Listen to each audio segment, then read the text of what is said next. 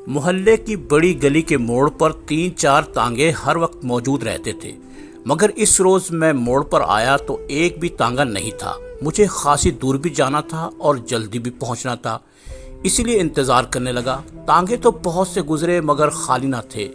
अचानक मैंने फीके कोचवान को अपनी तरफ आते देखा तो पुकारा, भाई फीके, तांगा कहाँ है? तांगा लाओ ना। तांगा तो बाबूजी आज नहीं जोड़ा है, फीके ने जवाब दिया।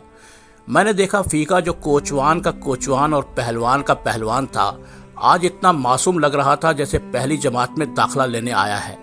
इसने शेप भी नहीं बनाया था, इसकी आंखें भी सुरमे से महरूम थीं और बोटी की तरह सुर्ख हो रही थीं।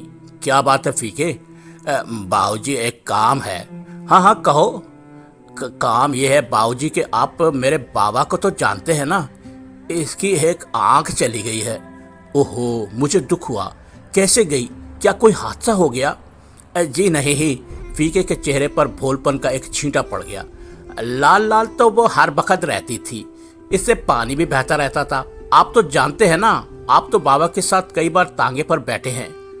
तो बाबूजी कल क्या हुआ कि मिस्री शाह से गुजरे तो सांडे का तेल बेचने वाला एक हकीम सुरमा बेच रहा था। बाबा ये सुरमा ले आए और हमें बताया कि इससे आंख की लाली जाती रहेगी। हकीम ने खुदा रसूल की कसम खाकर कहा है कि ये भी कहा है कि ना जाए तो कयामत के दिन मुझे गर्दन से पकड़ लेना। मैंने भी कह दिया कि हकीम खुदा रसूल को बीच में डाल रहा है तो ज़रा सा लगा लें। अम्मा ने भी यही सलाह दी। इसने लुकमान हिकमत का बादशाह पढ़ा और आंखों में सलाई फेर ली। बस फिर क्या था बाबूजी, कसम खाकर कहता हूँ इस वक्त से अब तक आंख लगी हो तो। बाबूजी आप थक तो नहीं गए? इस सिरगिट वाले की कुर्सी उठा लाऊं? मैंने कहा, तुम भी हद करते हो फीके, अब आगे भी कहो ना। फीके की आंखों में ममनूनियत की नमी आ गई। बोला, बाबूजी खुदा आपका भला करे, रात तो चीख चाक कर गुजार दी। फिर सुबह को मोहल्ले के सारे कोचवान इकट्ठे हुए। चचा शीदे ने कहा, पोस्त के डोडे पानी में उबालो और इस पानी से आंखें धोओ। धोई, पर बाबा इसी तरह तड़पता रहा। फिर किसी ने कहा, पालक का साग उबाल कर बांधो। बांधा, और जब खोला तो बाबा ने साफ कह दिया, अब क्या जतन करे हो, आग का दिया तो बुझ गया। हमारे घर में तो पुट्टस पड़ गई बाबूजी। इसे एक अस्पताल में ले गए, फिर दूसरे में ले गए। अरे दोनों में जगह ही नहीं थी। दोपहर को राजगढ़ के एक कोचवान ने बताया, इसका साला म्यू अस्पताल में चौकीदार है। इसकी सिफारिश से जगह तब मिल गई बाबूजी, पर विरांडे में मिली। वो भी कोई ऐसी बात नहीं, पर बाबूजी शाम होने को आई है, अभी तक कोई डॉक्टर, कोई नर्स, कोई भी इधर नहीं आया। आप साहब लोग हैं, देखिए हाथ बांधता हूँ, मेरे साथ चलकर किसी डॉक्टर से बस इतना कह दीजिए कि सदी के मरीज को जरा देख लें। मैंने कहा, वहाँ एक डॉक्टर है, डॉक्टर अब्दुल जब्बार, इनसे मेरा सलाम कहो, काम हो जाएगा। ना हो तो कल मैं तुम्हारे साथ चलूंगा। इस वक्त मुझे एक दावत में जाना है, नाम याद कर लो, डॉक्टर अब्दुल जब्बार। फीका मेरे बहुत से शुक्रिया अदा करके चला गया। फिर मुझे एक खाली तांगा मिल गया। जब तांगा म्यू अस्पताल के दरवाजे के आगे से गुजरा तो मैंने देखा कि फीका अस्पताल के चौकीदार से बातें कर रहा है।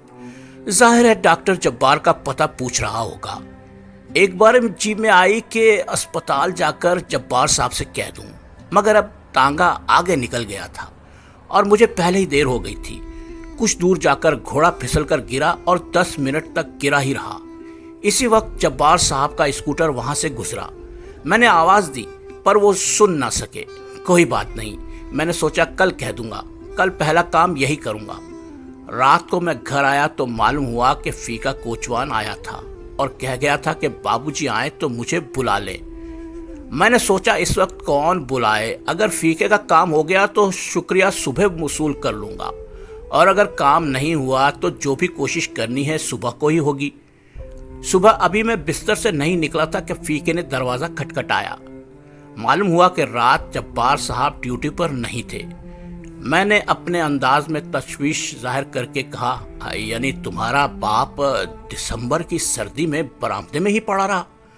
जी हाँ, मगर ये कोई ऐसी बात नहीं बाबूजी, 10 साल से छप्पर में पड़े हैं और इसकी आंख वो तो चली गई बाबूजी। मैंने कहा, जब आंख जा ही चुकी है तो बेचारे बुढ़े को अस्पताल में क्यों घसीटे फिर रहे हो? वक्त भी जाया होगा और रुपया भी।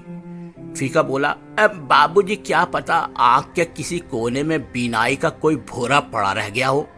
देखिए, जब चूल्हा बुझ जाता है तो देर तक राख में हाथ नहीं डालते, क्या पता कोई चिंगारी सुलग रही हो। मैं इस बात पर चौंका। आज तक फीके ने मुझसे सिर्फ चारे की महंगाई और आटे में मिलावट की बातें की थी। वो आजिज़ी से बोला, जरा मेरे साथ चले चलिए। अभी मुझे नहाना था, शेव करनी थी, चाय पीनी थी। मैंने कहा, मैं तुम्हें अपना कार्ड दे देता हूँ फीके, वो डॉक्टर जब्बार को दिखा दो, बड़ा यार आदमी है, फटाफट तुम्हारा काम कर देंगे। तुम्हारा बाप एक बार वार्ड में चला गया, फिर इलाज के लिए मैं खुद जाकर कहूँगा। वो मुझसे कार्ड लेकर यूं चला जैसे दुनिया जहान की दौलत समेटे लिए जा रहा हो। मैंने कार्ड पर लिख दिया था, जब्बार साहब इसका काम कर दीजिए, बेचारा बड़ा ही गरीब आदमी है, दुआएं देगा। मैं दिन भर घर से गायब रहा और फीका दिन भर मेरे घर के चक्कर काटता रहा। शाम को इसने बताया कि जब्बार साहब बैठे तो हैं पर कोई अंदर नहीं जाने देता, कहते हैं बारी आए तो फिर जाओ, मेरी बारी आती ही नहीं। अरे बाबूजी, घुटना पाजामे में से झांक रहा हो तो बारी कैसे आएगी बाबूजी? फीके ने एक बार फिर मुझे चौंका दी। न जाने पहलवान फीके के अंदर ये हसास फीका इतने बरसों से कहाँ छुपा हुआ था। मैंने वादा किया कि कल जरूर चलूंगा, अब तो शाम हो गई है। दूसरे दिन मुझे शेखुपुरे जाना पड़ गया। रात को वापस आया तो मालूम हुआ कि फीका आया था। इसके बाद 3 दिन तक फीका ना आया। चौथे रोज एक कोचवान से फीके के बाप का पूछा। मालूम हुआ कि इसे वार्ड में जगह मिल गई है। इतने में फीका भी आ निकला। नदामत की वजह से मैंने झूठ बोला, क्यों फीके, जब्बार साहब ने काम कर दिया ना? वो बोला, मगर बाबूजी वो तो मुझे मिले ही नहीं। मैंने उन्हें फोन कर दिया था ना। फीके का चेहरा एकदम सुर्ख हो गया और आंखों में ममनूनियत की नमी आ गई। जब भी मैं कहूँ कि नर्स बार बार क्यों कह रही है कि बुढ़े को तकलीफ ना हो।